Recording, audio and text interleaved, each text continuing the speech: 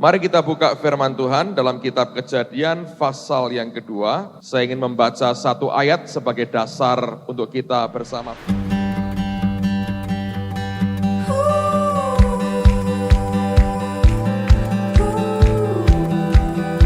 Kita bersama belajar sesuatu. Mari lihat pada Kejadian pasal yang kedua, ayat yang ke-24. Kejadian pasal 2, perhatikan pada ayat yang ke-24.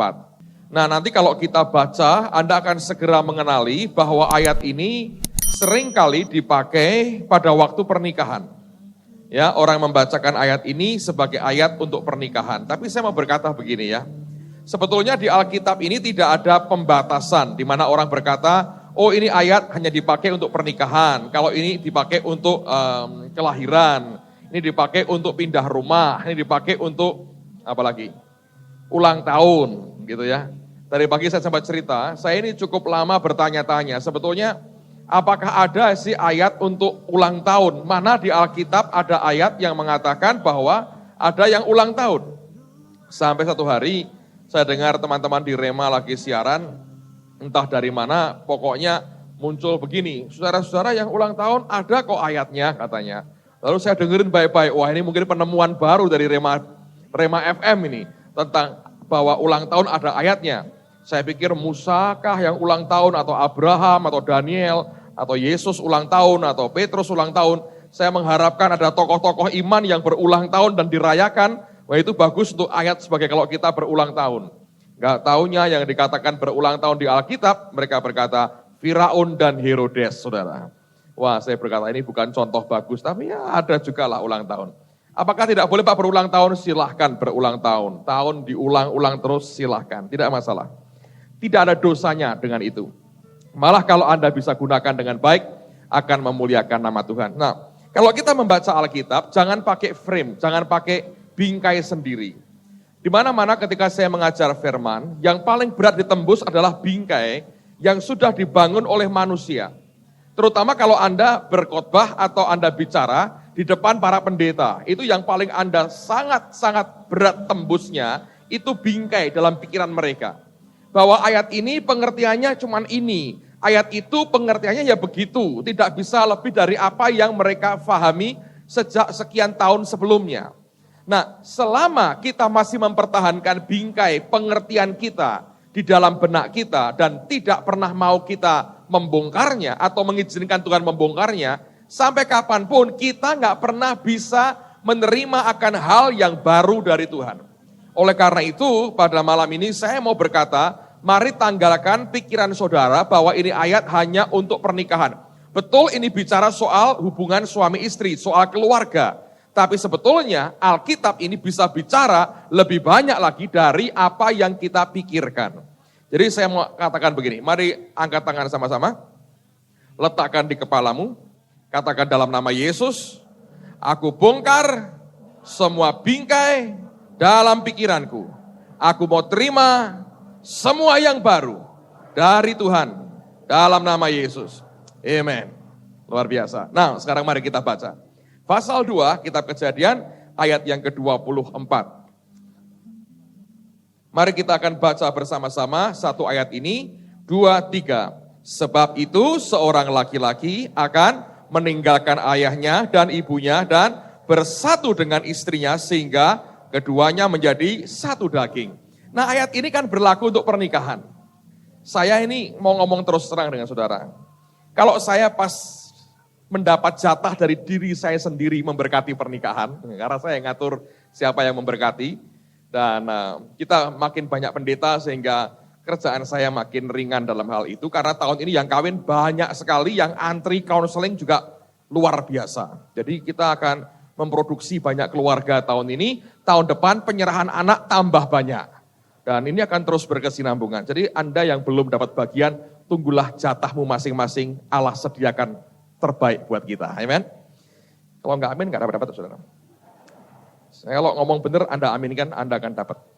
Karena amin itu artinya jadilah demikian, ya kan? Kalau Anda diam aja ya tidak terlalu yakin bahwa akan begitu, ya bagaimana?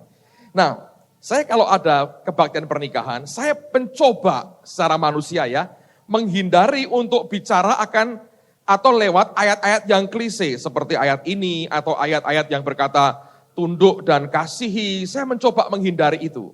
Saya lebih suka untuk berdoa, tanya Tuhan, apa pesan Tuhan sebenarnya untuk kedua mempelai. Itu lebih penting sebab yang seperti ini seharusnya sudah tuntas dalam counseling selama 6 bulan di gereja. Mestinya semua sudah ngerti bahwa istri mesti tunduk, kalau tidak nanduk suaminya. Itu sudah harus jelas. Dalam pernikahan tidak usah diulang, mestinya sudah mengerti. Jadi saya mencoba menghindari, lebih mencari kepada apa yang Tuhan pesankan buat keluarga itu. Tapi kemudian pada bulan ini juga, saya ini dapat undangan kawin, saudara. Nggak terlalu dekat sih, tapi nggak terlalu jauh banget. Di Seattle, Amerika Serikat. Belum sampai kutub, saudara. Nah, dan saya diminta untuk menyampaikan firman, yang kawin adalah anak dari Pak Bernard dan Ibu Linda, itu keponaannya dari Pak Pendeta Niko, Gembala Betani, Jakarta. Dan saya menyampaikan firman, saya berdoa dengan Tuhan. Tuhan, apa yang aku mesti sampaikan dong untuk pasangan ini? Sebab memang orang tuanya itu berdoa sungguh-sungguh dengan Tuhan supaya saya ini bisa menyampaikan firman dalam acara pernikahan anaknya. Sebab pada waktu anak ini akan ke Amerika, Tuhan ngomong dengan saya, diberi ayat, saya sampaikan, dan yang dia alami di Amerika 100% tepat seperti yang Alkitab ini atau firman Tuhan sampaikan. Tidak usah heran karena kalau firman mesti tepat kalau dari Tuhan. Kalau dari kita belum tentu, saudara. Sehingga ibunya terutama berkata, ini kok ada banyak pernyataan yang luar biasa lewat hidup saya. Sehingga dia berdoa, minta Tuhan kalau bisa, ini Pak Petrus Agung yang nyampaikan firman dalam pernikahan anak saya. Dan ternyata ketika gembala sidangnya itu mendengar saya akan datang, dengan sukarela dia malah berkata, minta Pak Petrus telah menyampaikan firman. Hanya waktunya cuma 20 menit. Tadinya saya berpikir kok singkat banget ya 20 menit. Tapi ternyata saya ngerti, di Amerika itu at least mereka punya kebiasaan. Kalau waktu firman disampaikan, jemaatnya duduk, pengantinnya dari awal berdiri, pendampingnya berdiri kanan kiri. Jadi pendampingnya yang laki, yang perempuan itu berdiri semua dengan kedua mempelai berdiri. Kalau aku khotbah sejam, pas amin pingsan saudara kira-kira. Ngerti ya? Jadi dari situ saya ngerti kenapa 20 menit gitu. Makanya orang itu jangan memberikan kesimpulan terlalu dini sebelum Anda ngerti ujung pangkalnya. Nanti keliru. Kalau saya sudah ngomel, kok cuma 20 menit itu sudah salah. Ketika saya ngerti tradisinya, oh pantes 10 menit pun oke. Kalau enggak ini kelenger, ini belum kawin ini. Karena berdiri dari sejak awal dan pujiannya panjangnya dan lebarnya dan dalamnya dan luasnya. Jadi kawin itu lebih dari 2 jam, pengantinnya berdiri menteleng terus begini saudara. Itu kalau bukan kekuatan Tuhan dan kuat kakinya sudah kelenger begitu, amin. Nah saya berdoa, Tuhan aku mesti ngomong apa? Cukup lama Tuhan tidak bicara, menjelang beberapa hari kami berangkat ke Seattle dari Vancouver, Tuhan baru bicara akan ayat ini dan dia berkata, sampaikan Kejadian 2 ayat 24. Terus ketika saya baca, Tuhan berkata, pelajari ayat ini. Nah dari apa yang saya pelajari, saya menangkap sesuatu yang menarik. Dan ini bisa diaplikasikan dalam kehidupan kita, dalam segala aspek kehidupan kita. Oleh karena itu, karena ini bukan pernikahan massal malam hari ini, Anda kan masing-masing datang, sebagian suami istri, sebagian juga mau kawin. Tapi saya mau berkata, saya mau ajak Anda melihat dengan perspektif yang baru. Oleh karena itulah tadi saya mendorong saudara untuk minta Tuhan membongkar akan bingkai dalam pikiran kita, supaya kita bisa menangkap utuh apa yang dia sedang sampaikan pada hari ini. Nah sebetulnya kalau Anda perhatikan, Alkitab mengatakan begini, sebab itu seorang laki-laki akan meninggalkan ayahnya dan ibunya. Nah kata-kata ini, kalimat ini sebetulnya bagi orang timur ini berat sekali. Yang saya tahu at least bagi teman-teman kita yang orang-orang keturunan orang-orang Chinese, ini sesuatu yang berat. Sebab di timur ini, bukan hanya di Indonesia, di timur ini anak laki-laki itu merupakan aset. Itu merupakan modal yang sangat berharga sekali. Di Cina sampai hari ini kalau mereka lahirkan anak perempuan, pertama dibuang saudara. Kalau anak laki, wah ini marganya bisa turun, keturunannya tetap terjaga. Anak perempuan itu kurang dihargai di timur. Ngerti saudara? Jadi kalau Anda lahir sebagai perempuan di timur, untung Yesus mengasihi saudara. Culture di timur ini tidak kondusif untuk saudara, bahasa TV-nya. Jadi saya berkata begini ya, ini yang saya mau katakan. Di timur ini anak laki lebih jadi andalan. Itu merupakan modal. Kalau orang punya anak laki itu mereka bangga. Ini anak lakiku, my son. Itu sudah kebanggaan yang luar biasa. Jadi dari kecil anak itu ditimang-timang. Sebab kelak nanti orang tuanya berpikir, aku nanti mau ikut anakku ini. Ngerti ya? Lebih suka ikut anak laki lah daripada anak perempuan. Sungkan sama mantu laki. Orang lebih suka ikut dan dipelihara oleh anak laki. Nanti bisa mensiun mama sama papa. Dari kecil jadi nanti sing pinter ya. Nanti kalau sudah gede mama beliin berlian sejempol aja gedenya. Jadi itu merupakan timangannya. Saya masih ingat ketika saya kecil, engkong saya kalau nimang saya masih ingat sampai sekarang. Sekolah yang pinter ya, dari dokter. Nanti engkong bisa naik turun mobil. Saya masih ingat bahasanya, naik turun mobil lah. Cuma naik turun mobil itu kan ya gampang. Cuma harapannya jadilah dokter, pinter, nanti engkongmu kamu rumatin gitu loh. Anda ngerti maksudnya? Di timur, anak laki itu merupakan barang yang berharga. Kelak diharapkan mewarisi akan apa yang keluarga atau orang tuanya miliki. Sehingga kalau dikatakan harus meninggalkan ayahnya dan ibunya dan bersatu dengan istrinya, seringkali ada perasaan tidak rela dari pihak orang tua. Lo dari lahir tak kasih makan, tak sekolahin, kok cuman ujungnya diambil anaknya orang lain. Itu ada perasaan tidak rela. Tapi saya mau berkata begini, yang Tuhan ajarkan, ini merupakan prinsip hidup ya saudara. Bahwa Allah mengajar kepada kita, seringkali Tuhan mengajar kita untuk tetap mengasihi, walaupun Anda tidak memiliki. Nangkap saudara? Saya mau ulang lagi. Prinsip yang Allah ajarkan sebetulnya adalah mengasihi sekalipun Anda tidak memiliki. Dan ini bagi banyak orang atau bagi semua orang beratnya luar biasa. Kecenderungan kita adalah kalau kita senang dengan sesuatu atau seseorang, lalu kita mengasihi, lalu kemudian hati kita ingin memilikinya. Sekalipun kita melakukannya dengan mungkin tanpa kesadaran. Saya beri contoh. Dua orang bersahabat, A dan B bersahabat. Pertama kan karena senang, lalu mereka saling mengasihi dengan kasih persahabatan yang tulus. Kalau hanya sampai di situ, tidak masalah. Biasanya kemudian mereka saling memiliki. Lalu si A mesti tiap pagi 6:30 telepon si B. Kalau terlambat setengah jam ngamuk. Kenapa kok terlambat? Lu padahal yang ngasih makan siapa? Nyekolahin siapa? Gak merasa punya apa-apa, tapi karena dasarnya mengasihi, ingin tetap apa? Memiliki. Anda misalnya ya, Anda punya kerja di suatu perusahaan. Di bawahmu ada bawahan, atasmu ada bosnya. Dengan kerjaanmu Anda senang. Anda mengasihi pekerjaanmu. Lalu perasaan memiliki itu Anda punya. Dan itu wajar, tapi Allah mengajarkan kepada kita, seringkali kita diizinkan mengasihi, tapi tidak punya hak untuk memiliki. Artinya melepaskan apa yang kita ingini, kita miliki. Nangkap saudara? Nah ketika kerjaan Anda cintai, Anda mulai ngatur kan. Lalu si bos ini bisa berkata, kamu kalau kerja jangan begitu, harusnya begini. Kita bisa marah. Enggak, menurut saya yang terbaik, ya begini. Bosnya berkata, salah, aku maunya begitu. Tidak bisa, aku maunya begini. Bosnya bilang, yang punya siapa? Saya. Perasaannya. Nangkep. Itu karena Anda mengasihi dan ingin memiliki. Contoh paling sederhana, tempat duduk di gereja. Oh, ya toh? Anda kok milih tempatnya di situ itu kenapa? Enak Pak.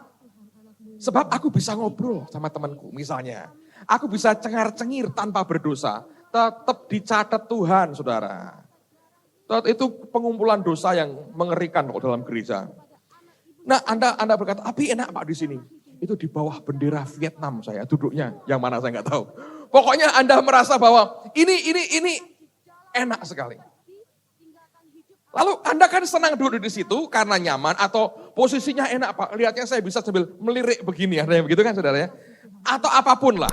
Atau yang di belakang, kenapa? Ke WC-nya gampang kok Pak. Wong saya ini beseran, nah mungkin. Pokoknya itu apapun yang Anda tentukan karena Anda senang pertama. Lama-lama itu kursi itu ngecap pantat Anda. Lama-lama karena dari senang, Anda mengasihi posisi tempat dudukmu, Anda mengasihi kursi itu, sampai jebol, sampai miring separuh begini, tetap Anda nikmati. Satu hari, ada orang lain duduk di situ, Anda bisa marah. Kursi saya, loh. Sudah omongannya sudah, kursi saya. Artinya itu kursi Anda dalam hati memiliki. Padahal milikmu bukan. Mungkin bawa sendiri di rumah, mungkin ya. Tapi sebetulnya secara umumnya itu kan bukan milikmu. Tapi oleh karena rasa senang, rasa kasih, lalu berujung kepada apapun yang kita senangi itu kita ingin memilikinya. Nah di dalam Tuhan seringkali tidak begitu. Allah mengajar kita, sekalipun engkau mengasihi, relakah engkau mengasihi tanpa memiliki. Nah ini yang Tuhan ajarkan sebetulnya. Nah banyak di antara kita sebetulnya, beban dalam hidup itu sebetulnya oleh karena perasaan engkau memiliki sesuatu, engkau pegang, engkau cengkram begitu kuat, dan engkau tidak mau melepaskannya, dan itu jadi beban yang berat dalam kehidupan saudara. Nah saya mau katakan begini saudara sekalian, saya mau tunjukkan kepada saudara bahwa sebenarnya kalau Allah minta kita melepaskan sesuatu, itu bukan untuk menyengsarakan kita.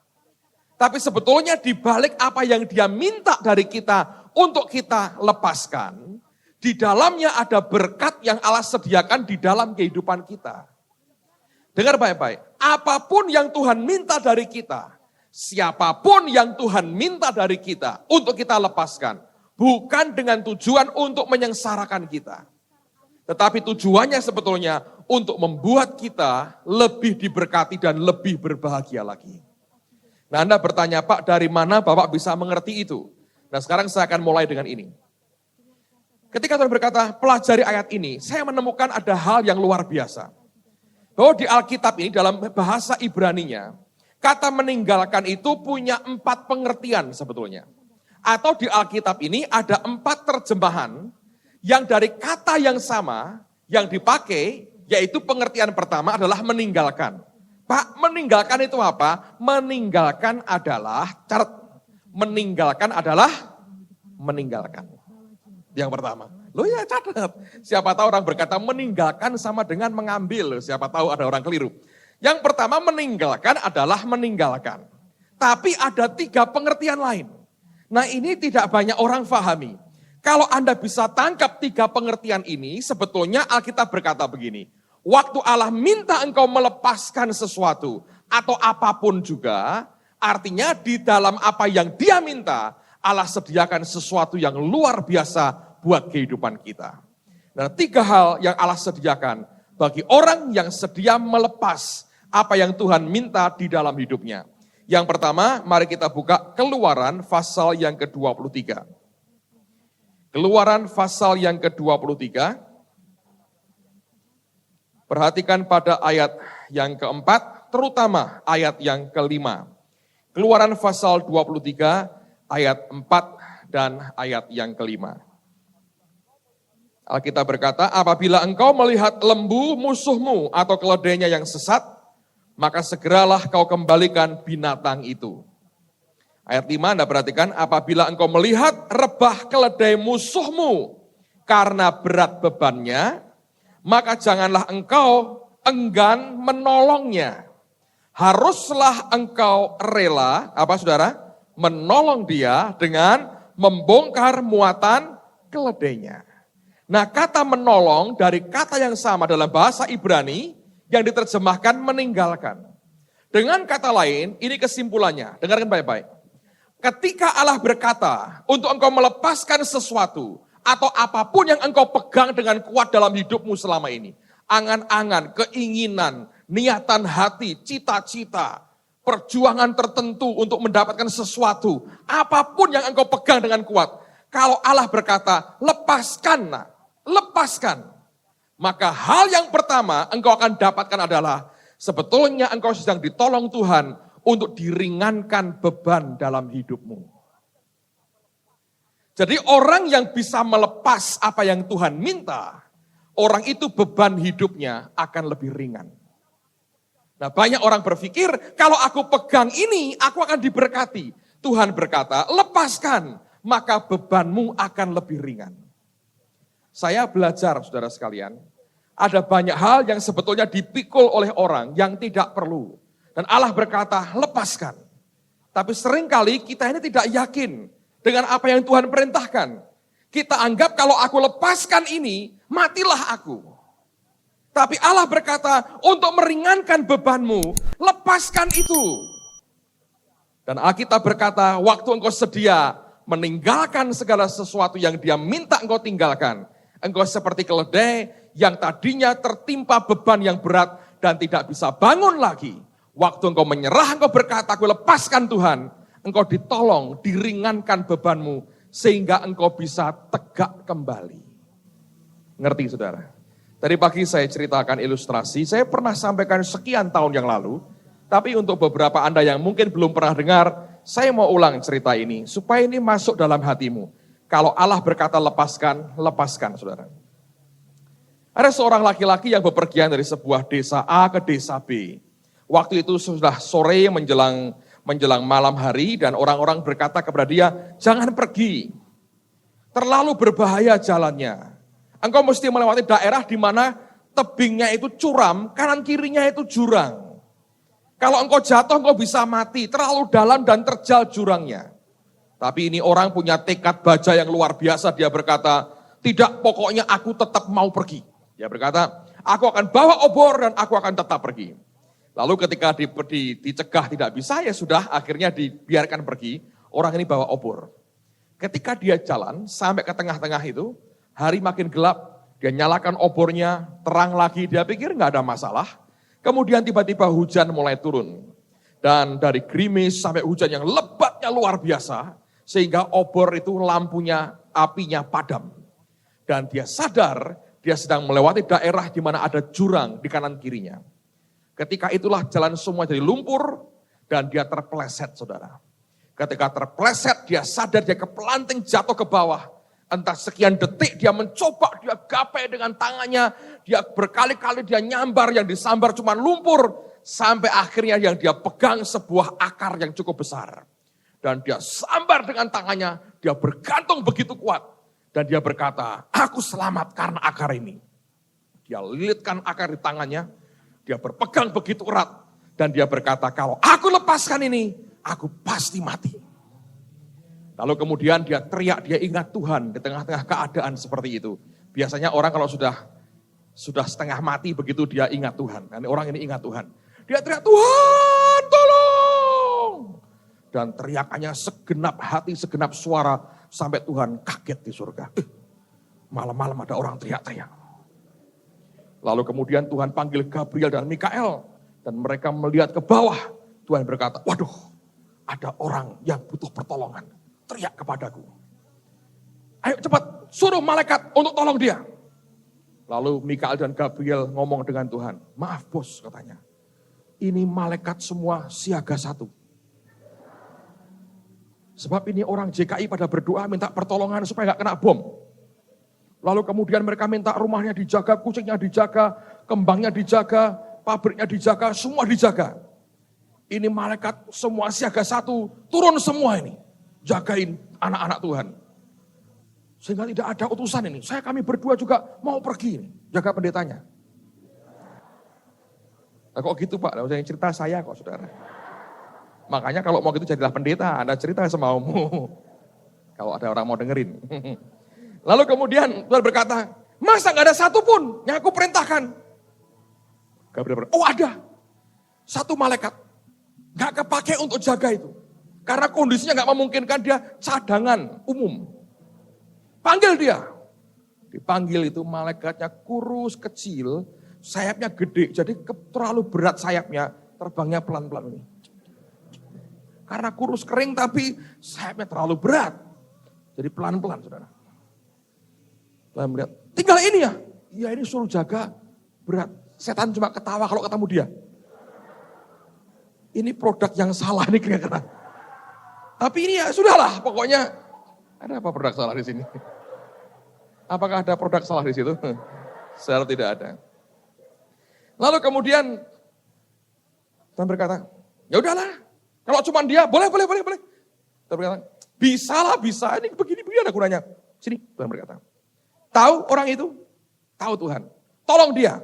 Caranya, Tuhan ngomong, ini. Oke. Siap Tuhan. Pergi. Dia terbang. Pelan-pelan, maklum, kurus, sayapnya gede. Ngerti saudara? Setelah sekian lama terbang, ini orang bergantung, nunggu kapan Tuhan nolong saya. Tiba-tiba malaikat pelan-pelan datang. Shalom katanya. Wah. Ini orang yang sudah nunggu lama jengkel. Shalom. Lama banget katanya. Ya kan pelan-pelan katanya. Kamu malaikat ya? Iya. Saya ini sudah teriak dari tadi. Tuhan tolong. Iya langsung ditolong. Tapi akunya yang lambat karena ini kondisiku katanya. Kalau cuma satu, ya cuma aku cadangan umum terakhir. Yang lain siaga 1. Lalu orang ini berkata, ya kamu mana kuat gendong aku? Ya memang tidak kuat. Gendong sayapku pun aja berat katanya. Tambah kamu gak bisa katanya. Lalu kamu sering ngapain? Tuhan suruh. Suruh apa? Nolong kamu. Caranya? Ya gak tahu. Cuma ada pesan Tuhan. Dia ngomong apa? Tuhan pesan, lepaskan peganganmu. Apa? Lepaskan peganganmu. Dia bilang, kamu nih malaikat kurang ajar. Sudah kurus kayak begitu. Sayapnya gede. Datanya lambat. Ngomongnya ngaco. Apa Tuhan ngomong begitu? Iya. Jangan dipelintir loh omongan Tuhan. Enggak, Tuhan ngomong lepaskan peganganmu. Ngamuk. Ngomong ya sama Tuhan ya. Kalau mau bunuh aku, ngomong terus terang. Suruh lepas. Kan gak enak nanti. Mati. Jatuh ke dalam jurang. Dengan gelisah. Emang kan gak enak. Kalau mau bunuh kan tadi malam. Tempat tidur gitu. Mati selesai kan enak. Meninggal dengan tenang. Agak gagah kan. Ini kan meninggal dengan teriakan. Gitu masa gitu. Di nisan ada gitu. Gak enak sih berkata. Ngamuk. Kalau Tuhan gak mau tolong, ngomong gak mau tolong. Ini menghina katanya. Ini kira-kira Kristen saudara. Berani gak gitu tuh? Ini menghina. Kalau nggak bisa mampu tolong, pulang katanya. Diusir agak sedikit sakit hati malaikatnya. Sambil terbang balik minta pengampunan dan inner healing. Saudara. Supaya boleh masuk kembali kerajaan sorga. Dan orang ini marah dengan Tuhan. Dia berkata, tanpa Tuhan aku juga bisa. Tanpa Tuhan aku juga bisa bertahan. Dia makin kuatkan pegangannya. Dia bilang, aku mau tunggu sampai fajar. Nanti aku naik atau aku teriak-teriak sama orang yang lewat. Kalau Allah nggak mau tolong aku bisa bertahan sendiri. Masa perintahnya suruh melepaskan tangan. Bocengli ini Tuhan ini, ngamuk. Lalu kemudian dia bertahan. Dia berpegang kuat pada akar. Malam itu rombongan semut sedang hijrah, saudara. Gede-gede masuk ke tangannya. Dia tahu ini semut. Bersemayam sebentar di telinganya, keluar lagi, rapat di rambutnya. Dia bertahannya gini-gini aja. Semut, kalau sampai lepas mati aku. Semutnya lewat, kalah jengking 3, saudara. Kejar-kejaran di hidungnya dia. Dia bilang, gak apa-apa, tenang. Kalah jengkingnya pergi, ular, numpang tidur di lehernya sebentar. Dia bertahan semalaman. Nah, untuk mempersingkat penderitaannya, saya persingkat cerita malam itu, saudara. Akhirnya fajar pun merekah. Matahari bangun dari tidurnya, mulai dan terangnya mulai keluar, menurut yang punya cerita. Lalu kemudian makin terang, dunia makin terang. Dia berkata, sebentar lagi aku bisa lihat dengan jelas. Ketika sudah begitu cukup terang, dia lihat ke atas, dia berkata, gak terlalu tinggi. Ini akar aku bisa panjat sebentar, di sana ada akar lain aku bisa berpegangan, itu ada batu cukup besar nonjol, aku pijak ke batu itu, aku sudah sampai ke atas. Dia bilang, aku membuktikan tanpa Tuhan, tidak masalah, aku bisa bertahan sendiri. Tapi dia ingat, supaya ceritanya di rumah nanti seru, aku mau lihat sampai di mana kedalaman jurang ini. Dia berpegang erat-erat, saudara. Kemudian pelan-pelan dia lihat ke bawah, takut kalau terlalu dalam kan dia fobi dan dia sadar. Dia hanya gantung 5 cm dari tanah sebetulnya. Sengsoro digulei dewi ya kayak begini saudara.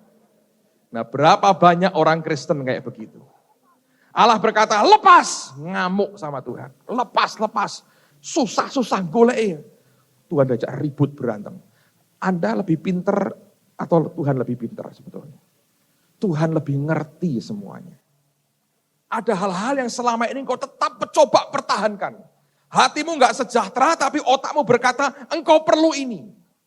Engkau ngerti Allah berkata lepaskan, engkau tidak mau. Saya beritahu kalau Anda teriak minta tolong Tuhan, itu malaikat kurus akan datang dalam mimpimu. Dia tidak akan bawa pedang bernyala-nyala, hanya bawa tongkat dengan isi bintang. Ting, dan berkata, lepaskan. Kalau Anda tidak mau, Anda menyengsarakan dirimu sendiri.